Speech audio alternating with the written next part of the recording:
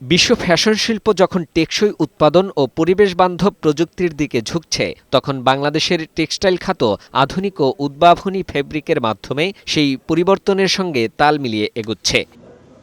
রাজধানীর গুলশানে জাবের অ্যান্ড জুবায়ের ফেব্রিক্সের ডিজাইন স্টুডিওতে চলছে 18তম ফেব্রিক উইক।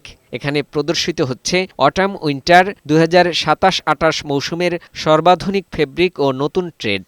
এখানে সবকিছুই ইনোভেটিভ প্রোডাক্ট, বর্তমান বিশ্বের সাথে তাল মিলিয়ে যে নতুন নতুন ফ্যাশন তৈরি হচ্ছে সেগুলো নিয়ে আমরা কাজ করছি। প্রোডাকশন ফ্রেন্ডলি যে কাপড়গুলো আছে নর্মালি সেই কাপড়গুলোর উপর আমরা বেশি জোর দিয়েছি। এবারের আয়োজনে রয়েছে 290টি ফেব্রিক কোয়ালিটি, এর মধ্যে 240টি একেবারে নতুন ডেভেলপমেন্ট এবং 50টি উদ্ভাবনী টেক্সটাইল সমাধান। পরিবেশ বান্ধব কাঁচামাল ও উন্নত প্রযুক্তির সমন্বয়ে তৈরি এসব ফেব্রিকের মধ্যে বিশেষ গুরুত্ব পেয়েছে রিসাইকেলড টেক্সটাইল, হেল্প ও আনারস ফাইবার, টেন্সেল, ভিসকোস ও ইকোভেরো। মার্কেট শেয়ারটা বেড়ে গেছে, ইউরোপের জন্য 40% করছে, আর 60% এখন আমরা যাচ্ছি ইউএস এর মার্কেটে। আমি বলবো যে বিজনেস এখন আবার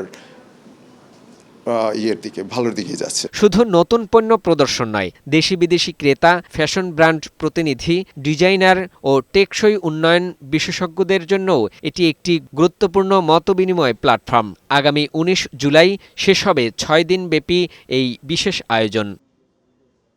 ফাহিম মুনাইম, বৈশাখী সংবাদ, ঢাকা।